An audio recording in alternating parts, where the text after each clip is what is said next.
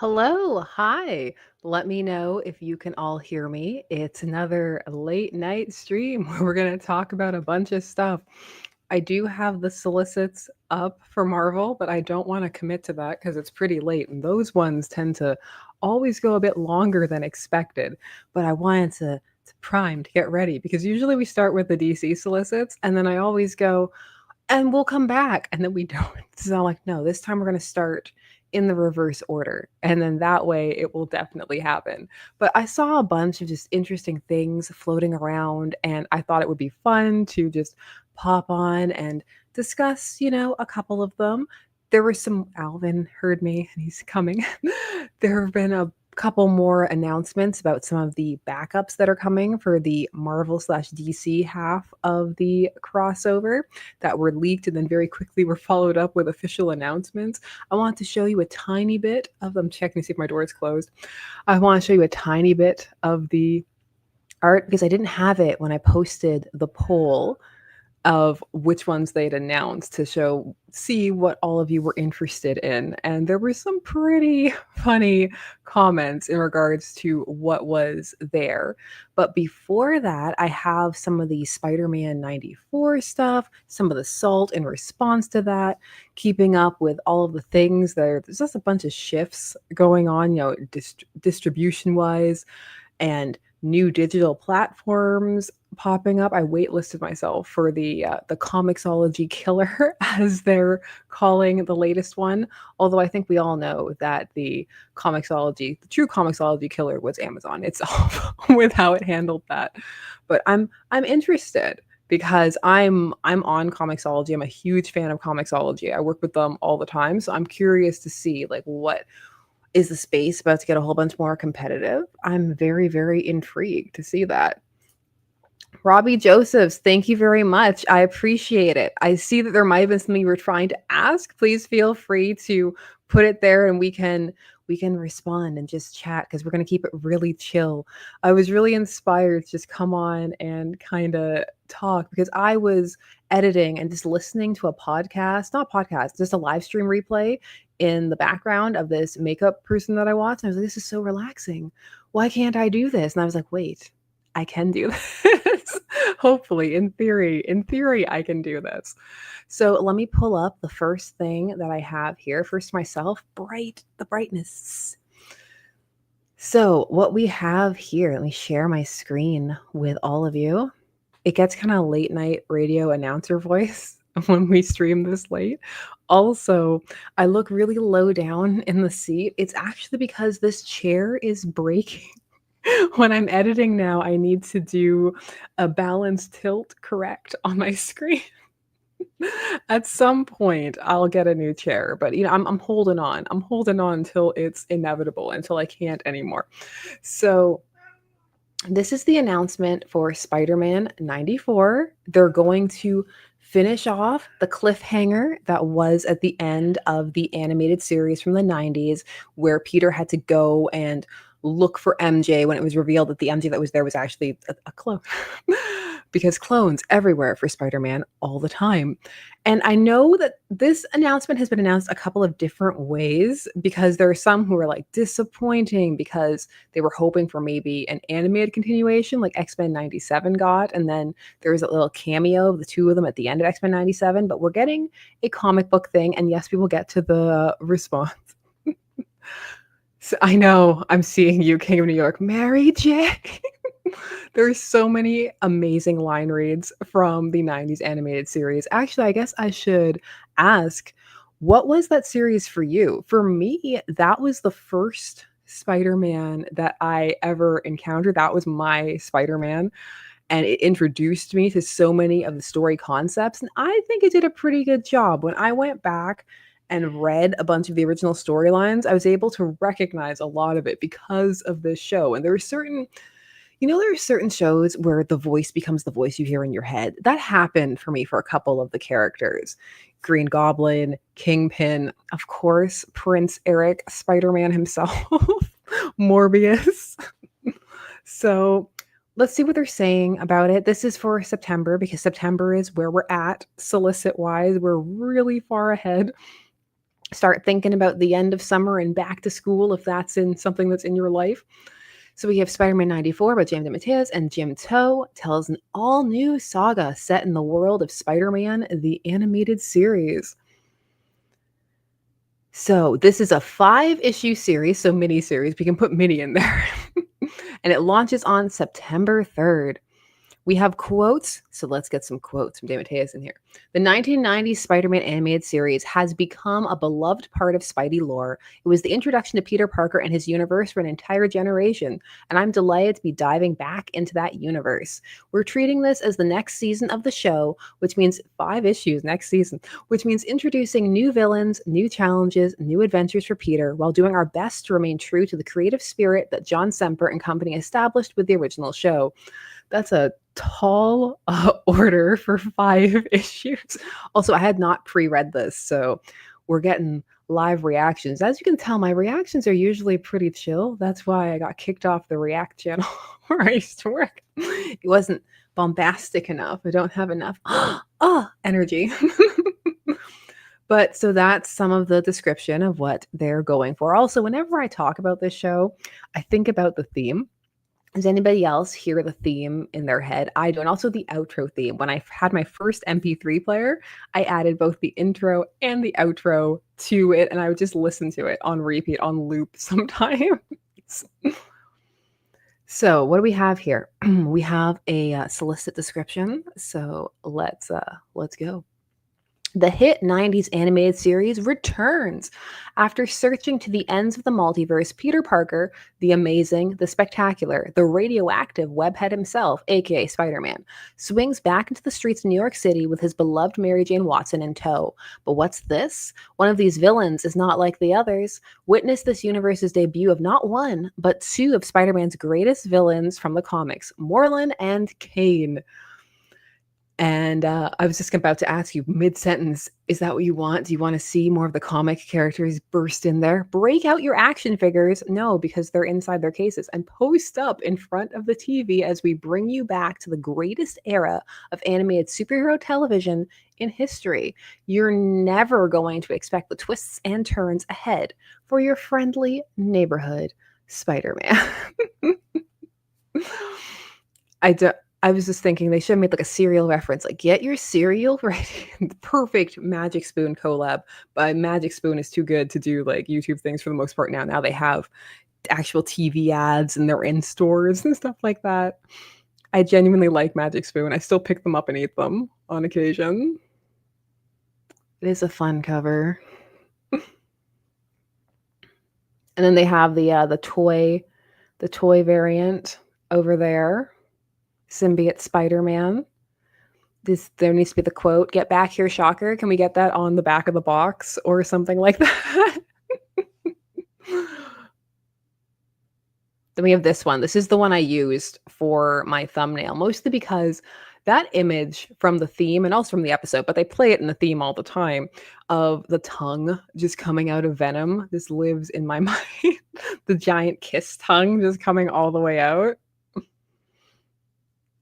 Yeah, they're real. Post Malone's bigger. I see it all the time, everywhere when I'm on any site these days. So do we have any other quotes or anything that we need to read? I've got to, scroll down.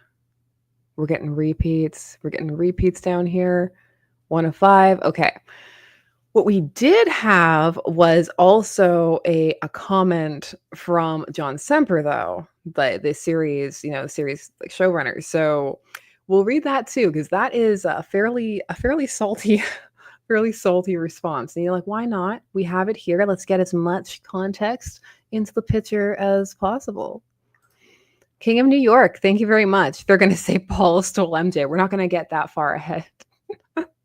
He tried to get MJ and instead he comes back with Paul. Can you imagine? The people would not stand for it. So let me get my other tab here. All right. Can I share this tab instead? Yeah, I can. All right. Here we have on June 20th, 1:48 p.m. I just wanted to add in my head, the CSI like doo-doo kind of sound effect. The creator behind Spider-Man the Animated Series has responded to the news that Marvel is reviving the property as a comic book. John Semper Jr., we're in the junior here, did write a lot of it. Okay. So, John Semper Jr. responded to inquiries about Spider-Man 94 on his Facebook page. Since I will no doubt be asked about it by fans of the series, no, all caps. I am not involved with this comic book, and no one at Marvel approached me to be involved in any way, Semper wrote. He went on to praise DeMatteis, who is writing Spider-Man 94, but made sure to note that he didn't have any input on the story details. He's not wrong. People will ask. That's right, it's Law and Order. I'm mixing up my old shows, my old cop crime shows. I did not watch a lot of those. So more quotes. Where he now chooses to take the series story-wise is entirely his decision. But for the record, they are not, all caps, my creative choices, nor do they represent any oversight by me. Yes, it would have been nice, some might even say respectful, in brackets, if Marvel had reached out to me at some point as a courtesy, but I have long ago abandoned all expectation that Marvel would acknowledge any of my contributions to the Marvel Universe, like, for instance, my creation of what is now known as the Spider-Verse. So I wish them well and encourage us all to celebrate with good cheer this 30th anniversary, 30 years, of Spider-Man the Animated Series, and keep your eye on all my socials, especially YouTube, because I intend to launch my own celebration of my series in the very near future. In the immortal words, my mentor Stan the Man, enough said. So how do we feel about all that? The Rashid said saying I can taste the salt. Sprinkling it on like former Salt Bae, who had to close all of his restaurants, by the way, if you keep up with random meme people online news, which I do on occasion.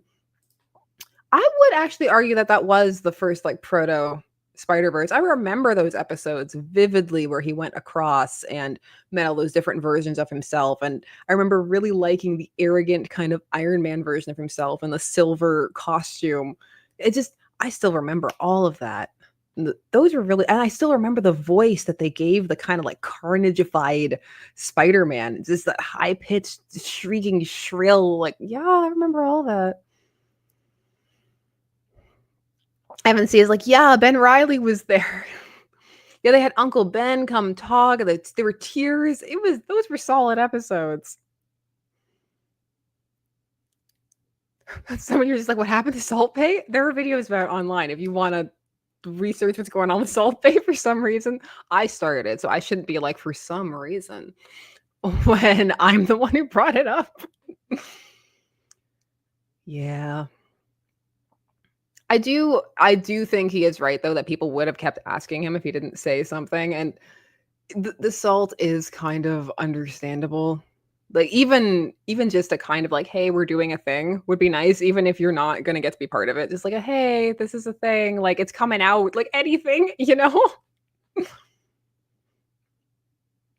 Let's see. Yes. Kicked out of the comic shop says back when Iron Spider meant a big clanky iron suit. Yeah, not all sleek and red and gold and all of that stuff. Marilyn is saying, I do appreciate the passive aggressive response though. Chef's kiss. Was it so we'll celebrate with good cheer? Was it the good cheer that put it over the top for you? Yeah, he is saying that. That's exactly what he's saying, King of New York, saying to me it's not canon. That's why those were all caps. There was lots of no and not and all caps. Yeah, I see some of you also feel that that was a proto Spider-Verse. Ben Chance, some would say respectful. That was an excellent use of brackets. I sometimes use those and I feel like I'm not using them correctly. This should be my inspiration for like when I think about like, are they going to convey that level of emotion? Why am I always coughing when we do these? Then we get to see some of the covers again because I mean, we got to put them in and we got to put the dates and everything again. So yeah, I just wanted to let people know that also that was just a thing because when I posted the poll for the crossover stuff, a bunch of people were like, "What? This is a thing that's happening?" Yes. Yes, it is. So let me pull up. I have pictures now. There are some pictures, not the picture I wanted, but there are still some pictures. So I'll share that tab instead. And there we go. Boom. This is the Deadpool Batman because the order that the names go is important. It lets you know exactly which group you're dealing with. I do like this a lot, actually. This is some nice Capullo art right here. Although when I asked people again, every time I ask, who do you want to see teaming up together, it's never these two, which is funny to me. All right, Marvel/DC crossover expands, which isn't exactly true. They were always there. They just hadn't announced them yet. So now they are announcing. After more than 2 decades of waiting, you were all waiting. The worlds of Marvel and DC are finally colliding in Marvel/DC Deadpool/Batman #1, arriving this September. So, but that's not all. But wait, there's more.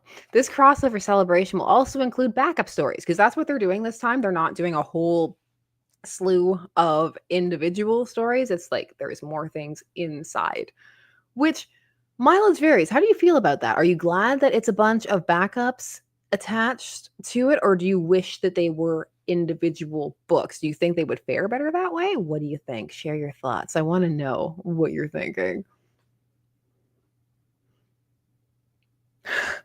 That's true. Hang of New York is saying we called one of the pairings Crypto and Jeff. It's true. We willed it into existence.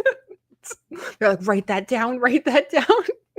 I'm sure that was like it's the summer of crypto. Who read Crypto, the Dog of Steel, or what it's called? I just automatically autofilled it with the Best Boy of Steel. I'm like, that's not the real name, and I read it. It had a great end panel, although if that end panel goes places, then there's totally a reason for Lex to not like Clark.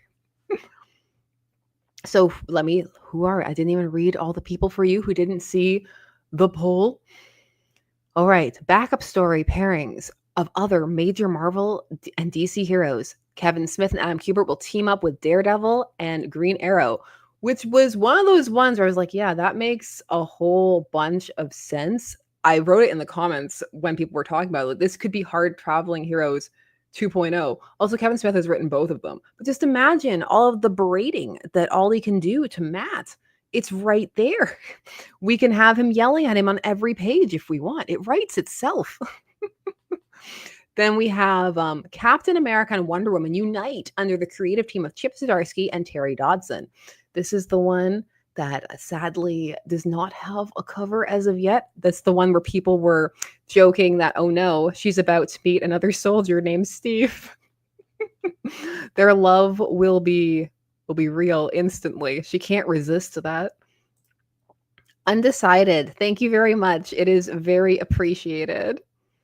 There are, as ever, lots of comics to check out, and that always helps expand the roster of what we can be looking at. NA55, thank you very much. Exactly. Oliver playing on Matt's Catholic guilt. It's just him going around, look at it. Have you done enough? The suffering. Matthew Foster's asking, will Ollie call Matt a fascist too? I mean, he could. The option's right there. If it doesn't happen, I don't even know if I'll feel like it's a real story. And then finally, we have Jeff the Land Shark joins forces with Crypto thanks to Kelly Thompson and Guri Hero. Guri Hero. I always struggle late at night. We have some variant covers because each will have its own themed variant cover. We have a couple of reveals. So how do we feel about that? They're going to be variants. Do you think some people are going to go and pick up every one?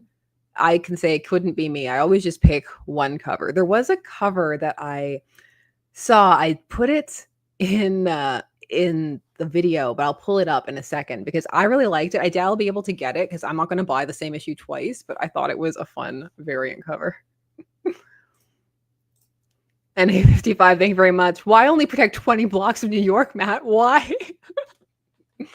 You're not doing enough, Matt. I gave away all my money, so I had less resources. Be more like me, Matt.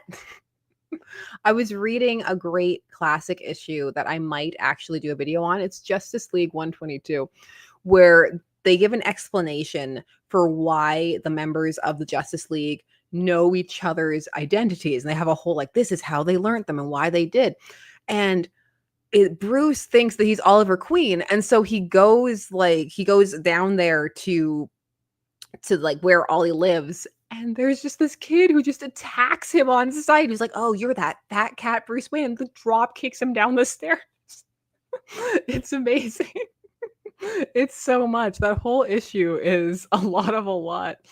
Let me show you some of the covers. We've seen this one. This is the first one that they put out there. Writers are just as excited. Oh, we have quotes. Cap and Diana are both symbols of strength and peace. It's been thrilling to explore what they'd mean to each other, said Zdarsky. Romance. Do you hear that?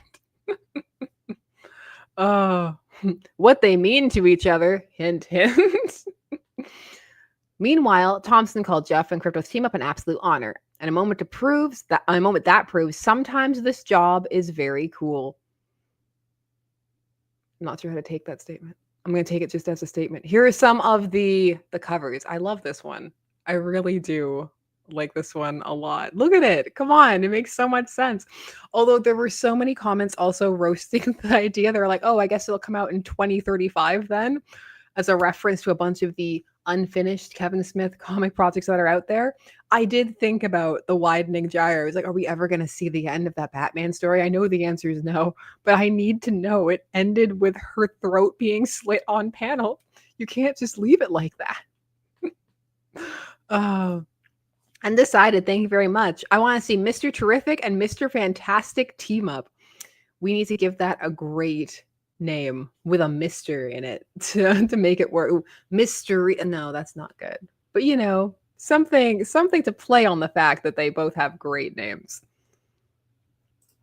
Patrick Gerard, the Deadpool of Zurinar. Soon. Coming very soon. And also you're saying Smith should wrap up the widening gyre in this. Yes, the other characters aren't even there. It's just Ollie and Matt, and somehow it ends with the two of them. That would be great. And then we have this one, which is, of course, it's cute. It's a cute cover. There's nothing more to say of that. It's just cute.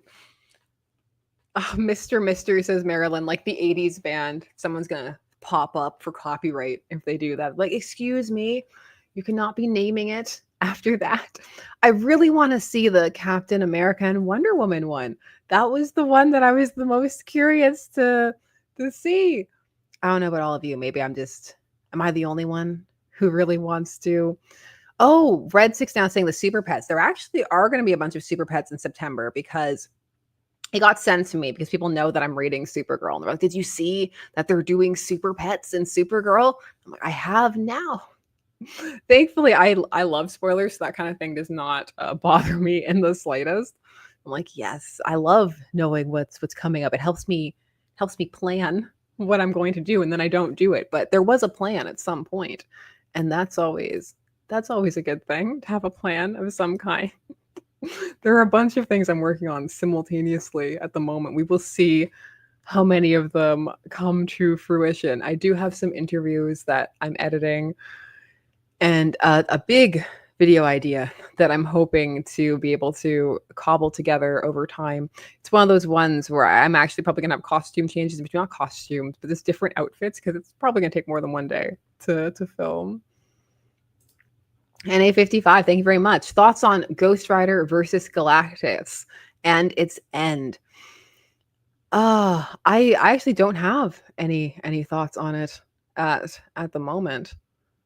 I do not. My mind is empty except for deciding whether or not I'm going to read the solicits, because I'm looking at the time and I'm trying to gauge. So my head is two places at once. That's the thing with live streaming, is that you're streaming, you're reading the chat, but also you're kind of thinking about the things you're looking at on screen at the same time. It's multitasking, even though they say that that's not possible. No, that's switching. I'm like, I refuse. I actually do not. I refuse. No. Multitasking is real, and you can pry it from my dead brain at the end of everything. You know what? Let's see how far we get. You never know the luck of a lousy cat, as my mom used to say. Let's see how far we get. If we don't make it, we don't make it. We normally make it, but Let's, why not? We don't give these a go enough. It's been months since we even took a look at them. So let's go. Let's try. Okay. Do. We're starting it off. We're starting it off right here. See, they still had the and more in the solicit, but then it got leaked, so they came out with just two. This is Marvel slash DC, Deadpool slash Batman, #1. The crossover hold on. Zeb Wells, Greg Fahulo, and more. The crossovers you've pined for, but never thought possible. Deadpool and Batman cross swords, and which can also mean something else, and batarangs as Marvel and DC unite for the first time in decades. Wade Wilson has been hired for a job in Gotham City, but will the world's greatest detective help him or destroy him? Orion is going pined for. You weren't pining. You weren't in a corner, stroking like a Deadpool and Batman, action figure, going, "I hope one day the dream." Yeah, I know. Callum used them cross swords. Yeah, I know. That has double entendre meanings, and because it's Deadpool, it's most likely intentional. I see you. X-Men of Apocalypse Alpha #1. Jeff Loeb and Simone DeMeo. Lots of variants. So many. Woo. Look at the list. Oh, and then it yells at you because it's all caps for everything. You can't miss this series that will change the X-Men forever. The X-Men of Apocalypse crash into the mainstream Marvel universe. All caps. Yeah, I know, all caps. We need all caps for a Captain America solicit to see if anybody gets the kind of meta joke that could be made there. Not meta, but just, you know what I mean. It's late. Oh, Spider-Man 94. We just read this one a little earlier, and it's going to be the same. Do they add anything new to this? No, they just break it up into bullet points. So it's the same thing that we read before. So if you missed it, I will have that up. Replay gang, you can check that out. We have here Battle World. A nice wraparound cover over here. I like the Spider-Man Shattering cover as well. Battle World, #1 of 5. Christos Gage writing and Marcus Toe on art. I can't think about Christos Gage without thinking about that documentary that was on Disney Plus years ago, where he was just struggling to finish the workload because Dan Slott was not finishing his stuff on time. It lives in my brain. The Battle World from Secret Wars returns. Slay your enemies, prove your worth, and all you desire shall be yours in the world to come. Heroes from across the multiverse are thrown together on a patchwork world to engage in their own secret wars for the survival of their timelines. Who or what has created this battle world, and for what nefarious purpose? Enter Maestro. Is he friend or foe? Are you a fan of the let them fight on the battlefront concept? Another set of great episodes from Spider-Man 94, by the way. Those were so much fun. They primed me for Secret Wars when I finally read it, which I still think original Secret Wars is a lot of fun. I really enjoy original Secret Wars. Yes, it is what it is, and it's obviously hoping to sell a lot of toys, but I still think it's also a solid and fun story and has some really cool Doom moments and other things inside of it. Marvel Zombies, that one's actually kind of freaking me out with the Mr. Fantastic on the cover. That's kind of scary. I like it. Marvel Zombies is back again. again. Marvel Zombies Red Band, #1 of 5. Ethan S. Parker and Griffin Sheridan writing, and then we have Jan Bazaldua on art. Yeah, I recognized Greg Land on that one cover. The Dead rise again for the first time. It was the most important space flight in the history of the Marvel Universe. 4 intrepid heroes took off into the unknown and returned changed, gifted with great abilities and hungering for human flesh. Travel back to the birth of a Marvel Universe parallel to our own, but chock full of horror since its very inception. Which heroes will rise to become the champions we know and love? Which will be torn limb from limb, and which will devour the scraps? Find out in this blood-soaked series. Yeah, I agree, Wolf. They saw deceased and went, wait, are the zombies back in? Fire up the presses. There are so many series for Marvel Zombies. I remember when I first started reading them and when I used to make lists over at Top 10 Nerd and just kind of having this file to make sure I had them in the right order when I talked about them. That is my most vivid memory of Marvel Zombies, making sure to talk about them in the correct order. The Punisher, Frank Castle, he's back doing stuff, looking great on this cover. We have this one, the symbol. I actually really like this collage kind of cover here. And we have this one. What's Frank up to? Who's he punishing today? Punisher, Red Band, number 1 of 5. Benjamin Percy writing and Julius Oda and art. Frank is back! Exclamation mark. Reread and reload, true believers. Frank Castle is back with no memories, and a full clip, and a thirst for wrathful vengeance. His violent search for answers could only be chronicled in a Red Band series. Bullets will fly, blood will flow, and the citizens and criminals of New York City alike will fear the name, the Punisher. From the superstar Helverine creative team of Benjamin Percy and Julius Oda, don't miss a single pulse-pounding page of this explosive new series. Arkham Slayer is going, Amnesia, Frank? It's an amnesia story. Get ready. Are you excited for the return of the Punisher? Did you miss the Punisher? Because whenever they do one of these things, whether it's Marvel or DC, and they're like, they're back, I always come on and announce they're back. And then there are some people who go, they were gone. That happens every single time. Were you noticing the lack of Punisher? A bunch of you are going, no memories. Explicit content, polybagged. Godzilla destroys the Marvel Universe. I really like this one of him and Wolverine down there. Rashid is going, I'm people. He was gone. Ooh, I do like that one. Like a kind of like Iron Mechagodzilla. I used to have a Mechagodzilla years ago and I lost him and it was really sad. I was at the comic book store the other day and I saw a Mechagodzilla and I almost picked it up, but it was different than the one I used to have. The one I had as a kid, the parts actually came off and that's how he got lost. That was the problem. But it was cool that he disassembled because in the movie, parts could come off. Godzilla destroys the Marvel Universe, number 3 of 5. Jerry Duggan writing and Javier Garron and Paco Medina on art. Welcome to Godzilla's world, X-Men. Hope you survive the experience. As Godzilla's wave of desolation arrives on the shores of Madripoor, the X-Men join the fight for the planet's survival. As they struggle to hold the line against the king of monsters, Professor Xavier fights his own mental battle as he attempts to penetrate and pacify the mind of the kaiju, but when he discovers what lurks in the mind of the rampaging Godzilla, all bets are off. Plus, the Hulk enters the fray with an earth-shattering entrance that sends ripples felt across the world, including Wakanda. I don't like that it says enters the fray and then shattering entrance. Where Black Panther is done waiting to be the next victim of the kaiju's frenzy. If Godzilla insists on fighting, Wakanda will prove the kaiju isn't the only one capable of bringing the destruction.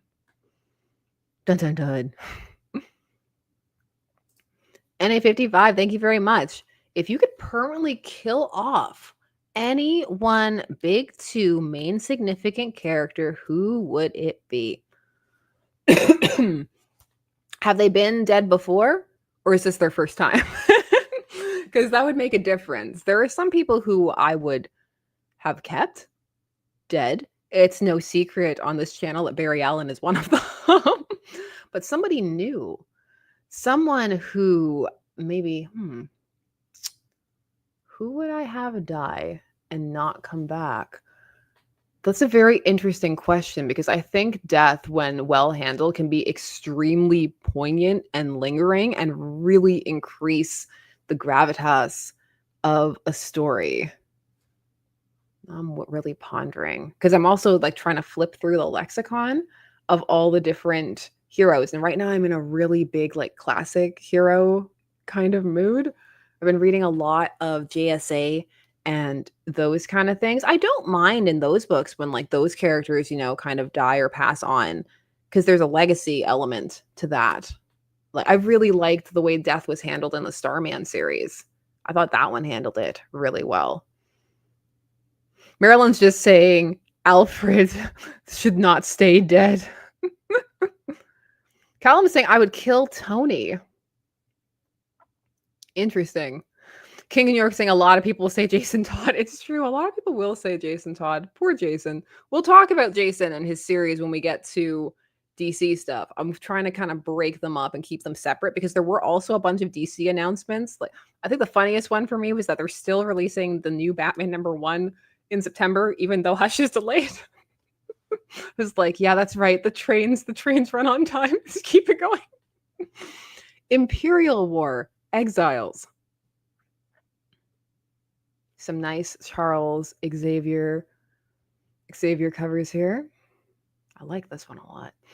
Imperial War Exiles #1, Jonathan Hickman and Steve Fox writing, and then we have Francesco Manna on art. From the pages of Imperial, a coup at home has imperiled Shiar Majestrix Zandra, tearing her from the throne. Her only hope for survival lies in a mismatched group of renegades led by her father, Professor Charles Xavier, and her resurrected mother, Lilandra. But when faced with the awesome power of the Shiar Imperial Guard, the only way to survive is to run.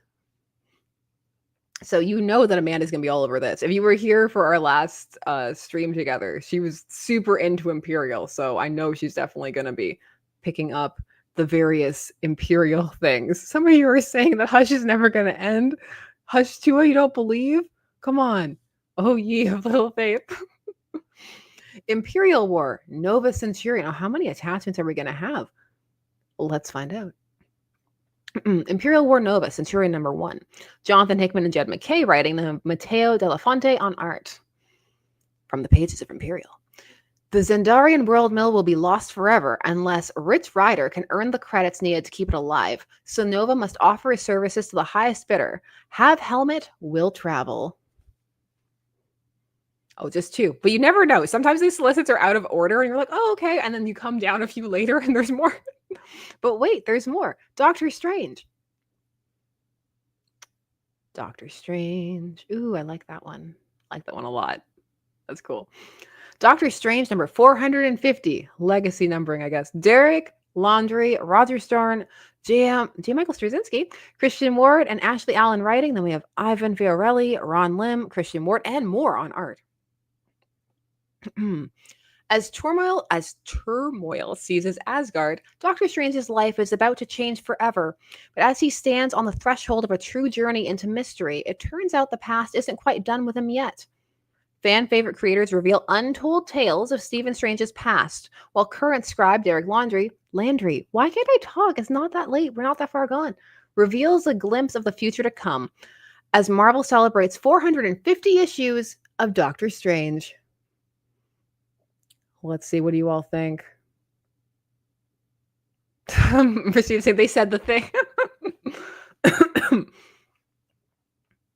do like Doctor Strange in general. The Undead Iron Fist. I was at the comic shop the other day, and a bunch of people didn't even know that Iron Fist had like died. That was really amusing to just be listening to that conversation. The Undead Iron Fist. He needs to get with the Marvel Zombies people.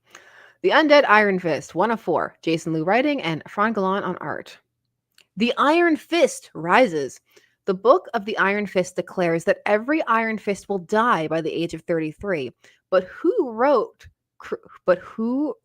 created this false prophecy? Yeah, that's what's written. Danny Rand was killed, but can you truly kill an immortal Iron Fist? Learn the truth about the legacy of the Iron Fist as Danny Rand rises once more to snuff out those that threaten that legacy before Danny's time runs out. Black Cat, number 2. We're back with the Black Cat. Oh, G. Willow Wilson. G. Willow Wilson has just been keeping on with that Poison Ivy series. So let's see how long we can keep Black Cat going. And Gleb Melnikov on art. I like Gleb Melnikov's art a lot. Now, there was a Punchline series that Gleb Melnikov did art on that I thought was I liked the art a lot on that. And there were some solid moments in that series. It just kind of went off the rails. Like many a Punchline moment. Yes, I can always think about Punchline somehow. The stream has nothing to do with Punchline, and yet she comes up. Friendly neighborhood black cat?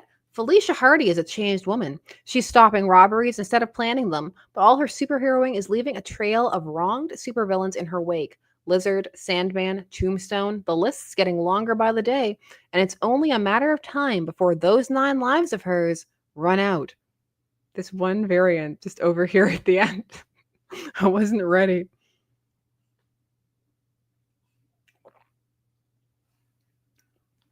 I hear sneezing. I'll keep an eye on that. Thor, and a really great cover, a really ominous cover for Thor. Okay. There are going to be people who go for this Loki cover.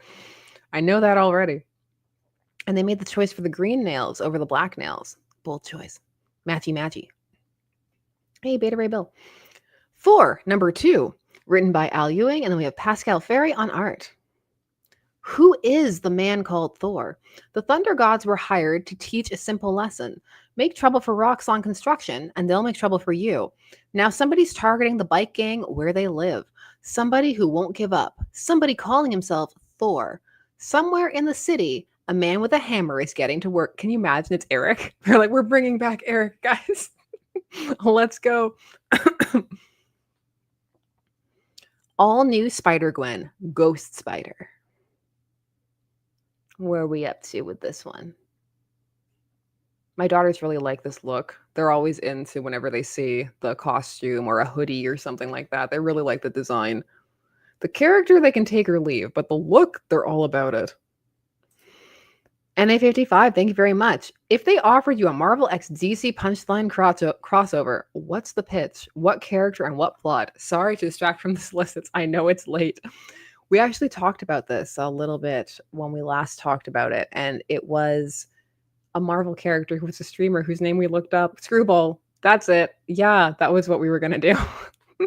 I remembered, and it was going to be wild. Yeah, kind of. Wolf is saying, I don't care about her, but her fit, though, Sasha's kids. Yeah, Loki. I think the most scathing review that my daughter has ever given was for this.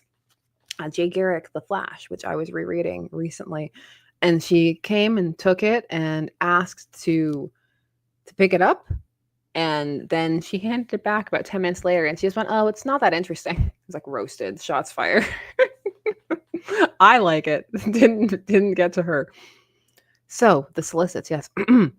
All new Spider-Gwen, the Ghost Spider, number 2, written by Stephanie Phillips. And then we have Paolo Villanelli on art. The spider is hunted. Gwen has just begun her new life, and already the peace has been broken by death. Something consumed by vengeance has slithered into Gwen's orbit and will not rest until she has paid for her crimes.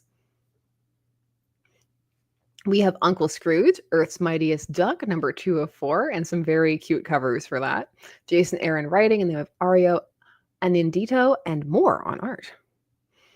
Earth has been overrun by evil aliens, but from the ashes a rebellion rises, a ragtag band of freedom fighters whose fearsome howl strikes fear in the hearts of their overlords. It feels repetitious. The war cry of the woodchuck. Meanwhile, Scrooge McDuck fights to preserve his own mind and memories, a battle that sees him revisiting the greatest adventures of his life. I'm not ready for that, Claude. Scrooge kills the Marvel Universe. Probably read it though, you know? All right, Marvel Knights, The World to Come, 4 of 6. Story by Joe Quesada and Christopher Priest, and then we have Christopher Priest writing, and then we have Joe Quesada on the art. The full scope of this vision comes into focus as the whole of the Marvel Universe faces the world to come. Do not underestimate Katema. The world is all tied up in a knot, and the only solution may be blowing the whole damn thing up. Oh, instant Planet of the Apes ending flashbacks. You blew it up. Oh, man. Captain America. Ooh, I like that Doom one a lot. All right. Captain America number 3. Do we have any all caps in our Captain America solicit? Captain America number 3. Chip Zdarsky writing, and they have Valerio Gidi on art. Origin of Doom. A meeting with Dr. Doom in Latveria forces Steve to confront the realities of the harsh new world he's awoken in. Meanwhile, Dave Colton and the Howling Commandos infiltrate Doom's fortress to rescue hostages, but instead they uncover a sinister truth behind Doom's rise to power. Who's keeping up with One World Under Doom, by the way? I'm curious. Let me know. Ultimate Black Panther, number 20. Brian Hill writing, and then we have Stefano Caselli on art. Bast intervenes. T'Challa ascends. The prophecy advances, and T'Challa must go on a spiritual journey to come to his full power. Short, sweet, into it. Like how short it was. Ultimate Hawkeye, number 1. Taboo, B. Earl, and Deniz Camp. And then we have Juan Frigeri and more on art. Ultimate Hawkeye targets the maker. Spinning out of the Ultimates, breakout hit character Hawkeye goes on a covert solo op that will have a massive impact on the future of the Ultimate Universe. Do you feel that characterizing Ultimate Hawkeye as breakout hit character of the Ultimates is fair? Let me know why or why not. I love Ultimate Hawkeye's design, though. I really do. Ultimate Spider-Man Incursion, number 4 of 5, coming close to the end. Deniz Camp and Cody Ziegler writing, and Jonas Scharf on art. Miles Morales and the Eurasian Republic. Miles continues his quest for Billy, even though the Maker's Council foils him at every step. What will happen when he runs into the Council's most ruthless rulers, Magic, Colossus, and Omega Red? And what is the Council really after with the Maker's card anyway?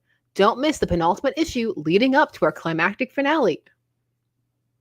I feel like that was kind of tacked on at the end there. Read the one before it ends. Read this one before they end it. Ultimate Spider-Man. I don't know why I read it like that. Ultimate Spider-Man number 21. Jonathan Hickman writing, Marco Cicchetto on art. The final meeting of the Sinister Six. Blood boils over as these warring villains gather to destroy each other once and for all, or will they reunite against their common enemy, Spider-Man? The Ultimates, number 16. Deniz Camp writing and Juan Frigeri on art. The Maker is only 3 months away and time is running out, but the Ultimates network is bigger than ever now, and they're inspiring more and more people to join their cause.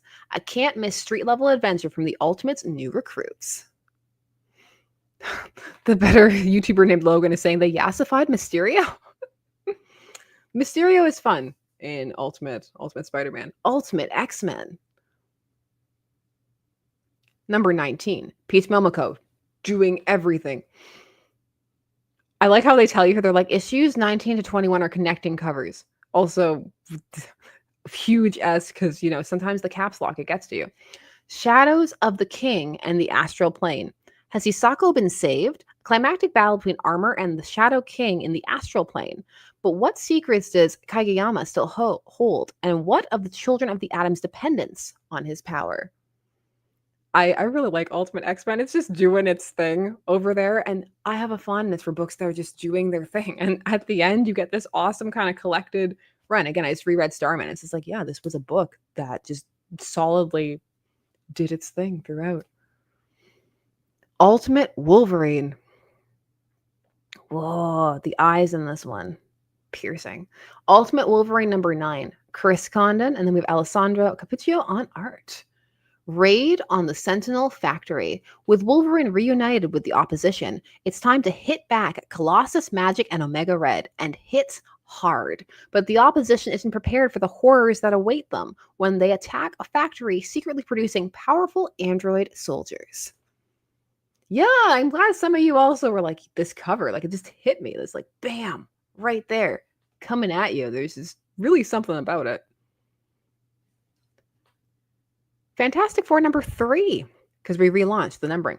Ryan North writing and Humberto Ramos on art. One World Under Doom. Doom's secret and how he's been able to win so much, so often, has been revealed. Is it being awesome? But how do How do you best the no-win scenario? Ask Captain Kirk. The Fantastic Four have an idea, but it'll take them to the frozen depths of Antarctica, deep into Doom's secret lair, where they'll face their greatest challenge yet. It's Doom versus the Fantastic Four in a way you've never seen before, and to the winner goes the freedom of an entire planet. I know, you hear Alvin. But okay, this mic, the one cable, it's hanging on by a string. If he comes in here, it's just going to be One World Under Doom, Runaways. Number 4 of 5, Rainbow Rowell writing, and then Ilana Casagrande on art. The most magical Minoru yet. Have Gert's training lessons with a self-doubting Nico finally paid off? Is her power reclaimed? Will Carolina and her unlikely allies be able to save Nico and the rest of the Runaways before a much larger threat does? And has Doombot finally embraced the will of Doom and turned on his family? One World Under Doom. Superior Avengers. 6 of 6. Okay. Steve Fox writing. Luca Maresca and Kyle Hotz on art. Avengers disassembled. Christoph did everything he could to make his father, Victor Von Doom, proud. This may be his biggest failure ever. That just makes it sound like he's a terrible son. It's like, yeah, the bad grades, he couldn't take it anymore. Sorry, Arkham Slayer just going, Doombot, no, made me think of, the Kara, no, that we sometimes reference on this channel. Kara, no. Ben Chan is asking, do you have a favorite Doctor Doom story? I like the story, like I'm blanking on the name right now. It's in the John Byrne run where he transports them into his little dollscape and they're just down there. It's because it's a couple of things. One, I just think it's a fun story. And also I like that it's a callback to his first appearance where he was playing with all the dolls that he had of them. It's not his best or anything like that, but it's just one that I greatly enjoy. There's just things about Doom that I like. Like I love that he's kind of responsible for Valeria being around and he's just tied to them in so many ways. What about all of you? What's your favorite Doom story? What is it? Hashtag free Doom's dolls. No, he needs those. There's, help get his ideas out. One World Under Doom, number 7 of 9. So we're still going to be in it in September. Ryan North writing, RB Silva on art. Fallout continues from what was revealed last month, and Doom finds his grip on power loosening, but he's not going to give it up without a fight on several fronts. Doom once sought glory, but that glory is now dead. All that is left is power and control, as rebellions in several countries are quickly and brutally put down. As Doom prepares to make his final stand, and a world's army stands against him, only a few can see the truth. It's not enough. Emperor Doom is going to win. And so, Mr. Fantastic prepares a last, desperate gamble. One World Under Doom, Red Hulk. Number 8. This is Red Hulk number 8. So it says like they have the tie-in banner for when an event is going on, just so that you know. Benjamin Percy writing, and then we have Jeff Shaw on art. Allies? Question mark. Riker wants to turn Red Hulk into an even deadlier weapon. Will Wildstreak help Thunderbolt Ross escape Project Alpha, or will she keep him doomed to Riker's experiments? And what terrible plans does Warwolf have for both? Stephen Turner, thank you very much, is saying One World Under Robert Downey Jr. We see you, MCU push. I still don't know how I feel about that. It's been months at this point. Sometimes you just need to think about something, and sometimes you just need to accept that you just need to wait and see how it plays out. And that's one of those things for me. But I put nostalgia as the background word of this thumbnail because I do feel that there is a lot of that in play, which doesn't necessarily have to be a bad thing. Like sometimes it can turn out a really fun, enjoyable product, and sometimes it's just a bid to get, butts and seats and people to pick something up. And that's kind of how I feel about the RDJ casting a little bit. Kind of stunt value, The Avengers. Oh, Peach Momoko. Number 30, Jed McKay writing, and then Fareed Karami on art. Marvel Zombie Attack In the ruins of Secret Wars, the Avengers hunt for the missing moment, takes them to the last place anyone expected, the ruins of Hickman's Secret Wars, where Marvel zombies await. So many things happening. And while Earth's mightiest heroes are away, someone needs to protect the world in their absence. Luckily, they know just the group of misunderstood mutants. Matthew Foster coming out with the One World Under Doom hasn't been good. Hopefully, it gets better. One of the things that I feel is really not working in One World Under Doom's favor is that I don't really hear people talking about it in general. I don't just mean online, I just mean in general. And that's never a great thing if something isn't generating much discussion, because usually that tends to mean that people aren't really thinking about it or engaging with it too much. It's not an all publicity, it's good publicity type thing, because that's not true. If everybody's hating something, that's not great either. But to not really hear much of anything in general, that's not to say nobody's talking about it. There are people who are reading it, but just overall, it's not something that has too much buzz. Oh, shots fired. The better YouTuber named Logan is saying, I thought no one reading it was not working in One World Under Doom's favor. That is up there with the level of salt when we read John Semper's quote earlier. Excellent. Good work. Amazing Spider-Man number 11. Joe Kelly writing, Pepe Larraz and John Romita Jr. on art. Spidey Goes Cosmic, a tale of two Spider-Men. One Spider-Man swings around New York City, meting out justice in an unfriendly matter? In an unfriendly matter. I think that might have been supposed to be manner. Another Spider-Man is found in a distant solar system running with strange companions. One such companion, a stranger named Simbi, making his first appearance. The next major chapter in Spider-Man's life begins here. Can we see Simbi? Is Simbi around? There, that seems to be Simbi. If that's Simbi, that's a pretty... No, that must be the other Spider-Man, because I'm like, no. So there is Simbi. Yeah, I knew Simbi had to be cute. It couldn't be menacing with a name like Simbi. If I click on this, will it ruin everything? Let's try it. It didn't ruin everything. Simbi, worth it. Worth it so that we could get a close-up on Simbi. There we go. Undecided, thank you very much. I want Mike Coulter to come back as Luke Cage just to get the money that Doom owed him. What a wonderful crossover that would be. And I really liked Mike Coulter as Luke Cage. I enjoyed Power Man. That was one of the ones that I really liked of the Netflix era of Marvel shows. The Amazing Spider-Man. Oh, cut out. My kids would actually cut this out. Amazing Spider-Man number 12. Joe Kelly writing and John Romita Jr. on art. Stop Spider-Man. Spider-Man's gone too far. Now his greatest allies must stop him before it's too late. That could be so many Spider-Man issues right there. He's out of control.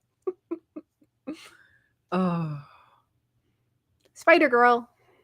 Why is it, see? It's trying to scroll back up. It's like, no, go back up and look at Simbi again. That's a great one. I really like that one. Spider-Girl number 4 by Torrin Grönbeck writing, and then we have Andre Risso on art. Power versus responsibility. Tombstone's acquired a new weapon to maintain control over his criminal empire, and he wants Spider-Girl to pilot it. Spider-Girl must decide what kind of superhuman she wants to be, and if she can let another hero fall to save herself. Venom, Black, White, and Blood. They got the tongue out. They got the memo. Spider-Man 94. Like, needs more tongue. Someone's going to clip that out of context, and there's nothing they can do about it. Venom, Black, White, and Blood, number 2 of 4.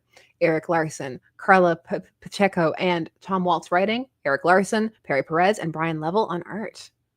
Brutal battles with Spider-Man and more. The legendary Eric Larson reveals an untold skirmish between Spider-Man and Venom in the early days of their rivalry. Carla Pacheco teams up with Perry Perez to dive back into Brock's days as a secret agent in Venom Vice. Tom Waltz and Brian Level tackle Flash Thompson's days as Agent Venom as the incendiary Jack-O-Lantern attacks.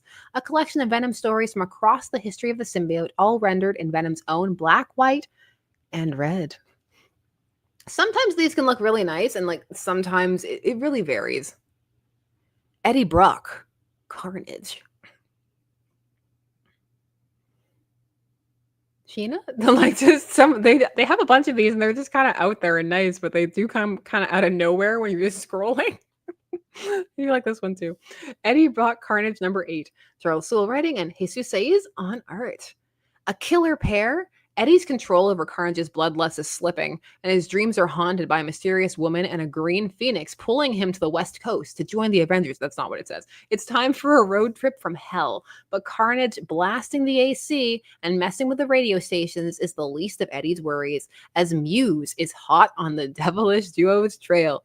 If you want to ride the Muse train, you got to put Muse on the cover. Needs more Muse. King of New York is going Alex Ross jump scare. It's like, surprise, Alex Ross. You're happy it's there, but also surprise. All new Venom. But if you get the cloak one, you have to get the dagger one too. You got to get both. You got to put them together. They'll look good together. All new Venom #10. Al Ewing writing, Carlos Gomez on art. Venom versus Mary Jane Watson? After the events of last issue, MJ's life is upside down, and there's one symbiote to blame. Did Paul cheat on her with Venom? It's the argument of the century as the world's strangest roommates air all their dirty laundry. But when the last word is said, will any relationship be left standing? You know some people in the chat hope not. Spider-Man and Wolverine.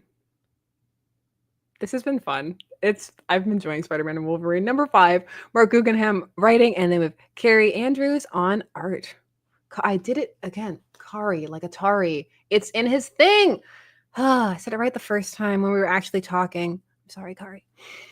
Dread Shadow. Wolverine and Spider-Man have been put through the ringer and are at the mercy of Dread Shadow and Shadow Coven. The mystery deepens as the threat increases, but what is this mysterious force's endgame? Featuring the first cover appearance of this all-new villain, said for a solicitor. They're like, get it. He's on the cover. You need to get the cover with the new villain appearance. Miles Morales Spider-Man. Stay away from Miles. Miles Morales Spider-Man #38. Cody Ziegler writing, and they have Marco Reyna on art. A black cat in Brooklyn. To catch a couple of super thieves, Spider-Man will need a thief, the Black Cat. The best in the business is here to lend a helping paw, but can Miles trust her? Need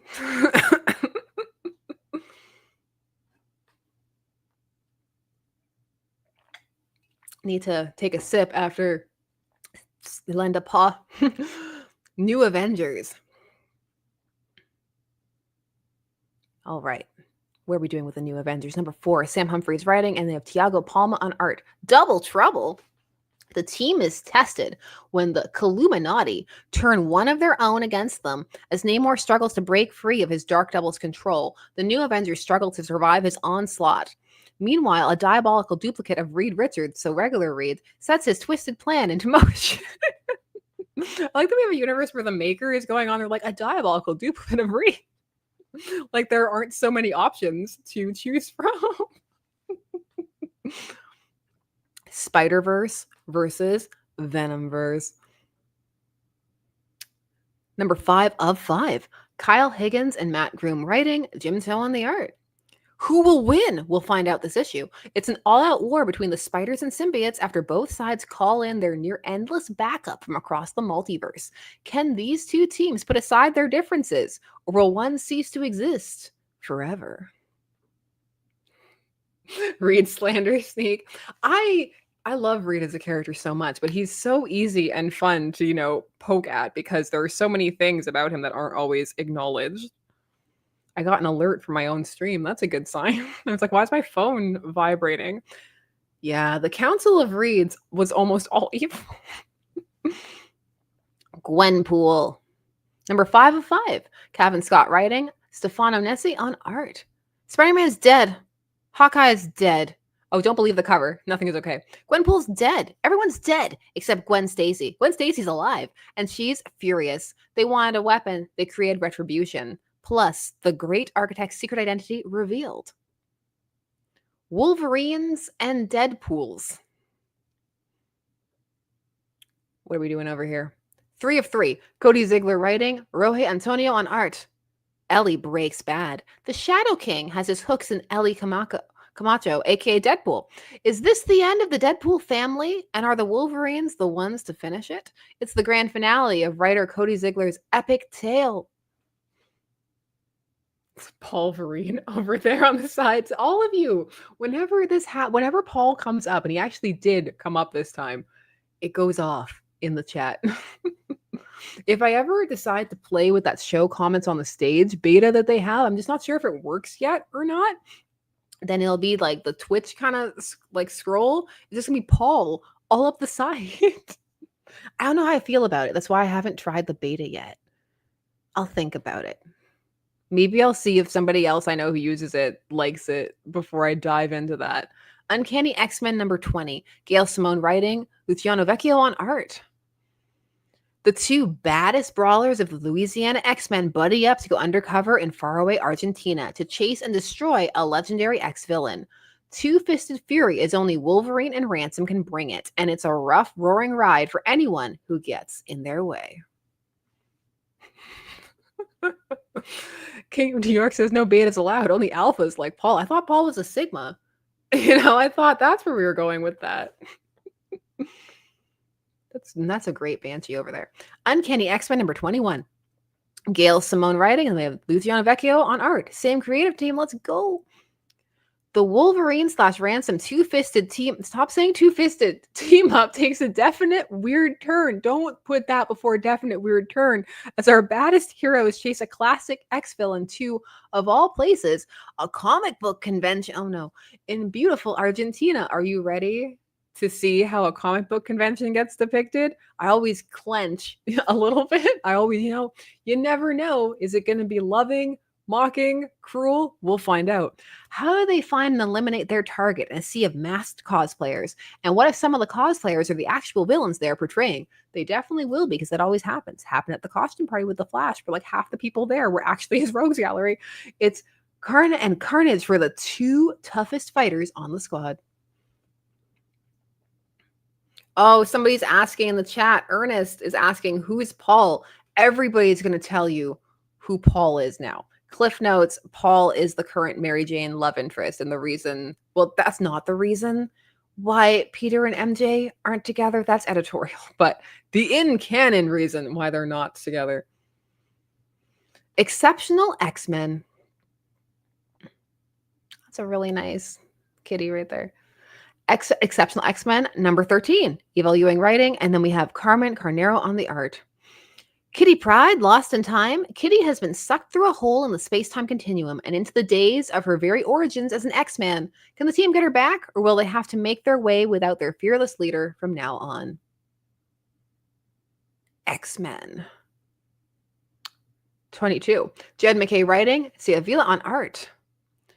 With Zero on his heels, Doug Ramsey, A.K.A. Revelation, arrives in Alaska for the X-Men's help. Beset on all sides, the X-Men could use a powerful new ally, but Revelation is not just an old friend. He's the heir of Apocalypse. And what new age could such an alliance usher in?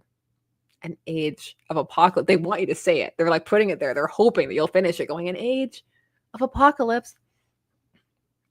Laura Kinney, Wolverine. Dazzler. Number 10, Erica Schultz writing, and then Giada Belviso on art. Death stalks the Kinney sisters. Gabby Kinney has a sickness even her healing factor can't cope with. Wolverine searches the catacombs of Paris for the cure, but will Zara seal Gabby's fate? Guest starring Clea Strange. Storm. Love that one. Very fun. I gotta catch up on Storm. I hear good things. Storm number 12. Ruera Ayodole, and then Mario Santoro on art. Thunder War ends. Everything ends. Our universe is no exception. It's depressing. However, the only way the universe ends is over Storm's dead body. So be it. I thought everything ended. Storm's not going to let it happen. No death on the earth. It's going to be fine. Magic. Number 9. Ashley Allen writing. Jermaine Peralta on art. The Dragon Slayer. How did Magic wind up defending one of her newest and most loathsome foes? And can she save him from a literal dragon? Havoc. Magic number 10. Same creative team. Let's go. to the bitter end. To save her friend, can she and Moonstar defeat an entire army of magic hunters, or is Liminal still pulling her strings? Stephen Turner, thank you very much. So excited for the Storm arc. The writer hinted Wanda/Jean will appear 3 of the strongest women in Marvel. Team up time. It's going to be a lot. Hopefully in a good way. Again, like I said, I've got to catch up on that. I have so many books. And then I'll detour over to rereading things. But I think that's a good thing when you have things that you reread and you just reading for fun. I think that's the joy of it. Never want to lose that joy of just sometimes being like, you know what? I want to read this right now and going for it. Phoenix, number 15. Stephanie Phillips writing, and we have Roy Mercado on art. With forces beyond fathoming watching carefully, Jean Grey, the woman, the hero, the Phoenix herself, must come to a decision about her sister's fate. Will Sarah Grey live to see another day, or will Jean co-sign her to death for good? Will she co-sign her lease? Jean will co-sign things. Wolverine. Ben Chan, I see you. So many books, so little Paul. We have gone through a lot of books, haven't we? Wolverine number 13, Saladin Ahmed writing, Martin Cotillo on art. Don Logan gets an offer he can't refuse. Wolverine, the head of an organized crime family, not a hoax, not an imaginary tale. This isn't... No. DC's line. Logan takes the mantle, but who's after his head? The Incredible Hulk. Number 29. Philip Kennedy Johnson writing, Adam Gorham on art. The mother of horrors stirs. Lured into a trap by his enemies, Hulk is guided through a mysterious subterranean graveyard by none other than Betty Ross. But something about Betty is not as it seems. Win or lose, Hulk's only road now leads through the prison of the Mother of Horrors. A classic Hulk nemesis returns in this issue, and the origin of the Mother of Horrors is revealed, leading directly into the explosive landmark issue of Incredible Hulk, number 30. Jeff the Land Shark. Keeping on with Jeff the Land Shark, number 4 of 5, Kelly Thompson writing, and Toki Tokoro on art. Jeff's not dinoing around. Jeff is portaling far and wide to catch the shadow demon tarnishing his good boy name after wrapping up in Madripoor, where everything is happening apparently, but he may have bitten off more than he can chew when he ends up in the Savage Land, in a place where dinosaurs run wild. It'll take our favorite land shark and K-pop ice queen Luna Snow to bring the chill. Ride that Marvel Rivals buzz. Ride it. It's Jeff. 5. No, it's not 5 of 5. It's Jeff and other Marvel tales. It's even more Jeff. Kelly Thompson and Alyssa Wong and Naofuji writing. Guruhiro, Bob Quinn, and Naofuji on the art. The Marvelous Tales of Jeff the Land Shark and Friends. The cutest and goofiest Marvel collection yet. This 3-for-1 special collects episodes from beloved Marvel Unlimited series It's Jeff, Alligator Loki, and Marvel Meow. Jeff I have the little Marvel Meow book actually. Jeff crashes a birthday party and makes a new nemesis. Alligator Loki antagonizes the Avengers, and Throg, Black Cat's colony of cats, rescues Spider-Man, and more. Misadventures await. You won't want to miss out on the latest chance to see your favorites. I thought they were going to be really aggressive there and be like, last chance. Not so furry friends of the Marvel Universe, and maybe find some new ones. I thought they were going to be like, you only have 2 days to pick it up. Emma Frost, the White Queen. Missed opportunity to have also an Ice Queen subheader or something. Emma Frost, Disco Queen. Polaris. Emma Frost, the White Queen, 4 of 5. Amy Chu writing, Andrea DeVito on art. The White Queen conquers the city of sin. In Las Vegas, a disgraced former member of the Inner Circle may hold the key to uncovering the plot against Emma Frost. With the Hellfire Club about to crown a new queen, has time run out, plus a new player that you or Emma never saw coming makes their presence known. You'll never see it coming. You're not ready. You've been pining for this. No, they didn't. I need something else to say that we've been pining for it. We've got some facsimiles. Number 9. Yeah, number 9 is a fun issue. I might grab that. Even though I already have the omnibus. I'm fine. It's a fun issue though. This is the one where Namor tries to like make a movie of them. Then we have the Uncanny X-Men facsimile edition. Kitty Pryde. Civil War. Are we in trades? Are we collecting? Oh, it's a facsimile of Civil War #2 facsimile.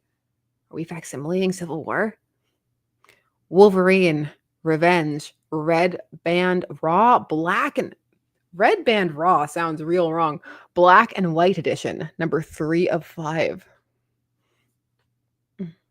Edge of Venomverse. #1. Clay McLeod Chapman and Jay Holtzman writing, Philip Sevi and Gustavo Duarte, Nathan Stockman, and Dave Gordine on art.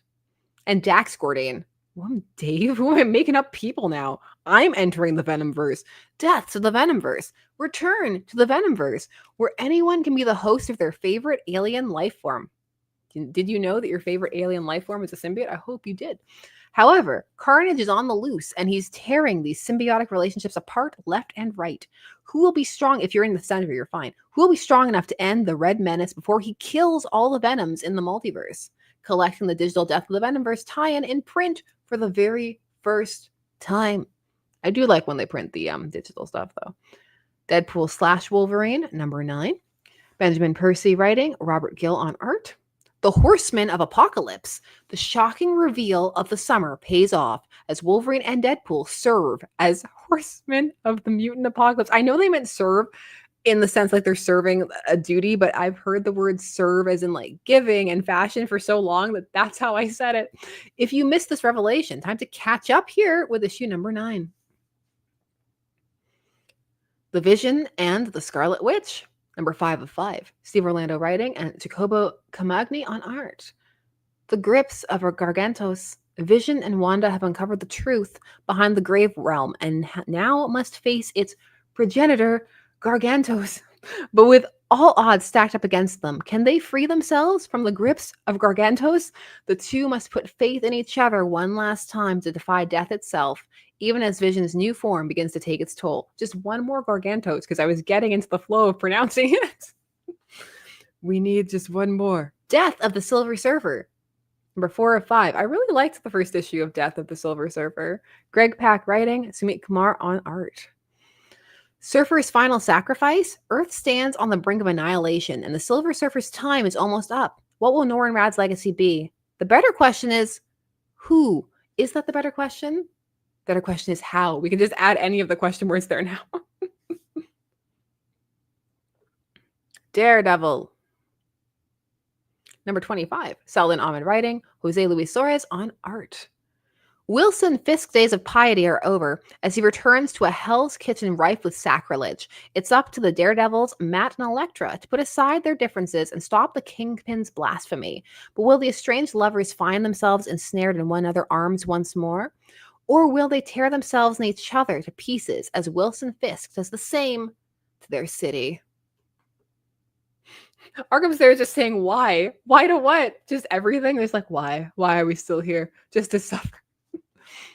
Helverine, #10. Benjamin Percy writing and Raffaele Ienco on art. The Earth's last stand. Hell has come to Earth, and the fury of the Hell Hulk has poisoned and destroyed. The only thing standing between Hell Hulk, Mephisto, and eternal damnation, Helverine and Project Hellfire. Arkham Slayer's just saying, like, why would Hal Jordan do this? He's not even here. But, you know, it's a good question anyway. Why would he do this? The Thing. #5 of 5. Tony Fleece writing, Justin Mason on art. To save the life of one innocent, can the Thing take down the Kingpin and his top enforcers? Can you even clobber the man who owns New York City? Well, he has to. It's clobbering time. Moon Knight, Fist of Khonshu. #12. Jed McKay writing, Domenico Carbone on art. He's not a ghost hunter, but he'll moonlight as one. To settle a score, Mark Spector, A.K.A. Moon Knight, must help the Wrecker rid himself of the ghosts of his past. Except these hauntings are the real deal.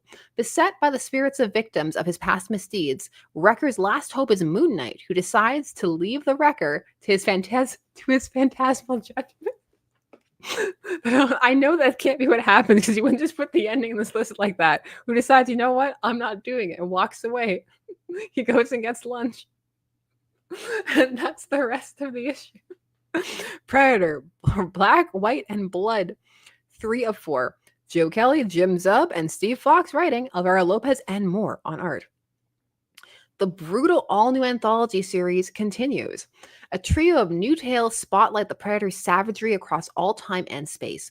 First up, Joe Kelly and Alvaro Lopez's brutal tale of a predator facing off against a group of miners in the Australian outback continues.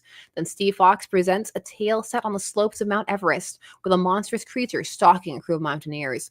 All this plus a startling story by Jim Zub. Conan crossover. That would be complicated to get to work out with all the rights things. Predator kills the Marvel Universe. Number 2 of 5. Benjamin Percy writing, Marcelo Ferreira on art. All out mayhem. After several battles in our solar system, which devastated both the Guardians of the Galaxy and the Fantastic Four, the Predators escalate to the next stage of their war. Their target, Earth, and the X-Men and the Avengers are at the top of their kill list. Prepare for an extinction-level event. Oh, we're at Star Wars. That means we're coming to the end. Star Wars, Boba Fett, Black, White, and Red. Number 1 of 4. Benjamin Percy. There's a lot of Benjamin Percy this month. Writing, Chris Allen on art. The impossible job. Boba Fett finds himself trapped in a situation he seemingly can't get out of. The Empire and an extreme rebel faction are after the same bounty. Fett needs to track down a deadly individual who has played both sides, and to make things even more impossible, his target is hiding out in a volatile volcanic system. Star Wars, Han Solo, Hunt for the Falcon. We have many a variant for this one, because it's number 1. Rodney Barnes writing, Ramon Rosanes on art. In the time before The Force Awakens, where is the Millennium Falcon? It's just there was a question mark and an exclamation mark, so it felt like he needed a hand gesture. Less than satisfied with a settled life, Han Solo lands on the idea of reclaiming the Falcon and returning to a life of adventure. The problem is he can't find it. After enlisting a less than enthusiastic Chewbacca, the duo embarks upon a quest to reclaim the greatest ship in the galaxy. Standing in their way are a laundry list of rogues who have staked a claim to the Millennium Falcon as well, like the villainous scoundrel who stole the Falcon, Duquesne. Star Wars, Dr. Alpha, Chaos Agent. Number 4, Cherish Chen writing and Kieran McCowan on art. The Doctor and the Wookiee. After months in the New Republic service against her will, Dr. Aphra, wow! Oh, is it 1222? We can do it. We can do it. I believe in the power of getting to the end of the solicits. Dr. Aphra and Chewbacca are tasked with providing security for a vital diplomatic mission on a remote desert kingdom. But a connection from the past threatens to upend the whole event. Who is the mysterious saboteur, and will they successfully foil Aphra's operation? Couldn't be me. I can't even read Aphra's operation. Star Wars Jedi Knights. Number 7, Mark Guggenheim writing, Madabek Musabekov on art. Qui-Gon Jinn is dead? Or he will be, if Jedi Knights Mace Windu and Alia Sakura can't find the antidote to the poison that is killing him. The antidote can only be found on Sansara, the most dangerous planet you've never heard of. But what is the mysterious connection Sansara has with Qui-Gon Jinn's past? She's the Alpha. We'll go with that. That makes it sound better. Oh. Argo's there saying Professor Sigma.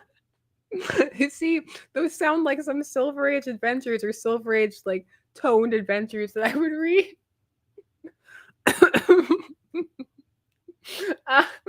King of New York is saying, who's gonna tell him he dies anyways? Well, I mean, we all do. This is a spoiler for everybody. Star Wars. Number 5. Alex Segura writing and Phil Noto on art. The past returns. As Luke, Rin, Han, and Valance race to find a group of stranded traitors, they uncover a startling and deadly relic from the past and have to face off against a horde of battle droids. Leia and Mon Mothma face an unexpected and powerful attack. Who is the new leader of the Nagai resistance? Cornered on a desolate planet, our heroes are left with one shocking option: to survive. Star Wars: A Legacy of Vader. I like that cover a lot.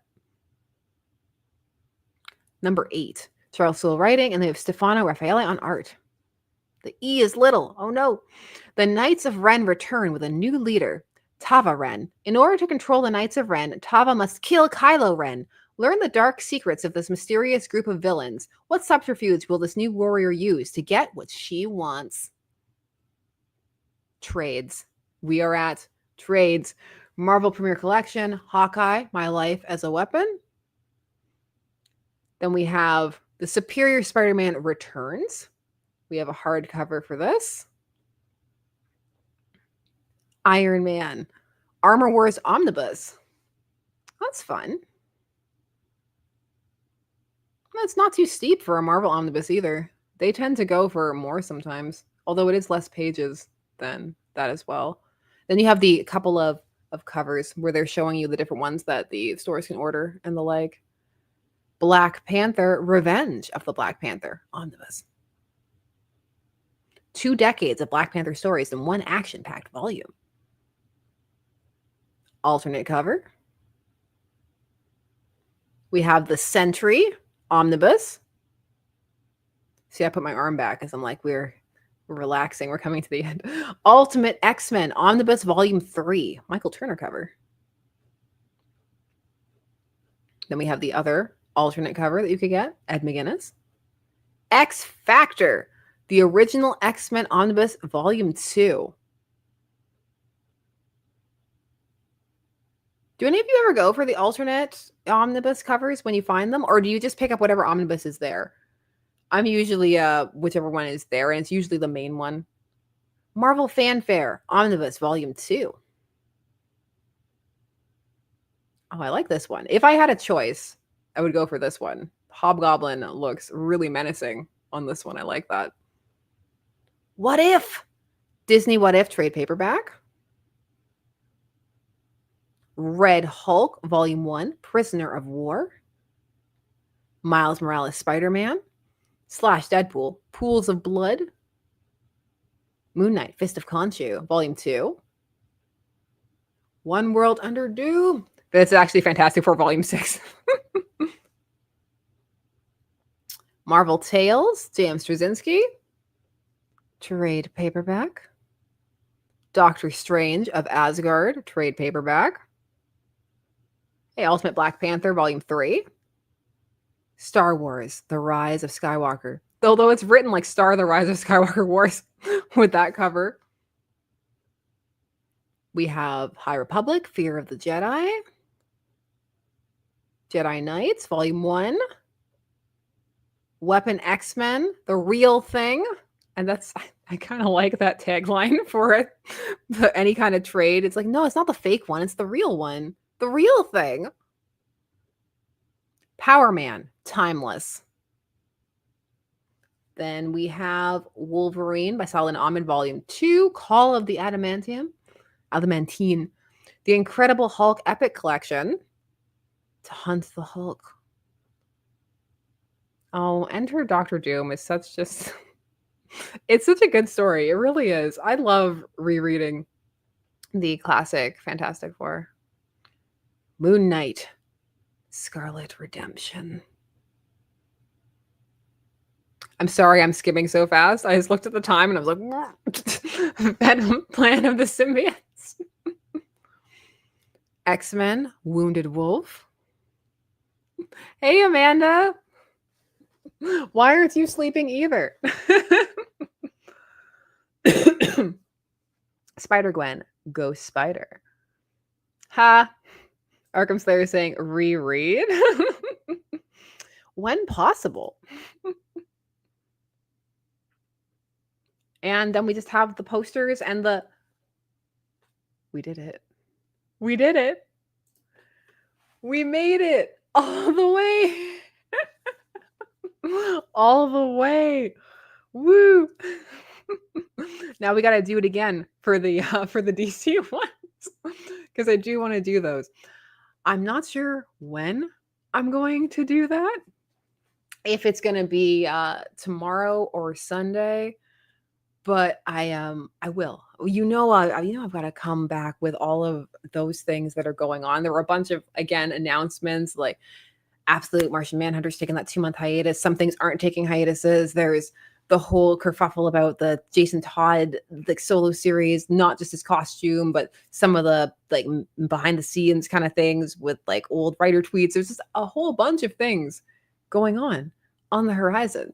So gotta talk about that. And then we gotta look at what's coming out, and maybe one of the omnis or something I've secretly been waiting for will surprise me, like the Sandman Mystery Theater Compendium did a couple of, was that last month? Yeah, because that's coming out in August, and I'm so excited.